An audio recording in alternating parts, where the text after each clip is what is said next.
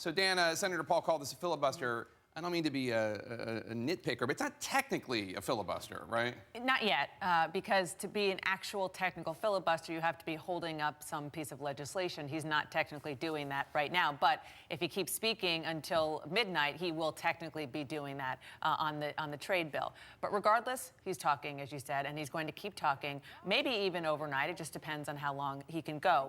The reason he's doing this is because he is opposed to continuing or extending the key provisions of the Patriot Act. They're going to expire on June 1st, which have to do with NSA wiretapping, which he has long opposed.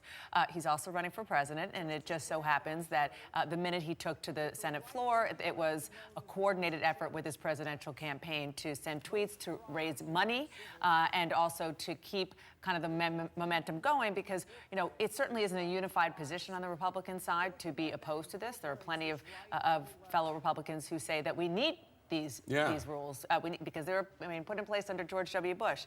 But Rand Paul is very unique in some ways in the Republican field, in that he has tapped into the libertarian kind of anti-big government fervor out there that really very much does exist in the Republican Party. And for him, he is their candidate on the GOP side, so he wants to gin up their support. Fascinating. Let's turn to the other side of the aisle, another presidential story. The Wall Street Journal has a report that Hillary Clinton's political aides inside the U.S. State Department while she was Secretary of State, quote, sometimes blocked the release of documents requested under public records law.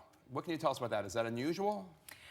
Well, apparently, when it comes to freedom of information requests, which CNN does, news organizations do across the board, it's not unusual to take some time to get responses, because they sometimes do get held up because of the political wings of the agencies looking into it. But ultimately, they should, if they follow the law, give over what journalists and others are requesting. In this particular report, the Wall Street Journal has sources saying that some key things that people were looking for were actually not turned over because political appointees, and actually named Cheryl Mills, who was Hillary Clinton's chief of staff and her longtime advisor, actually held them up. Now, I should say that the Clinton campaign denies that. At the State Department, they say it is not unusual for political figures to be involved in these decisions. But I will say that this obviously would not be an issue if transparency at the State Department weren't already an issue for Hillary Clinton. And one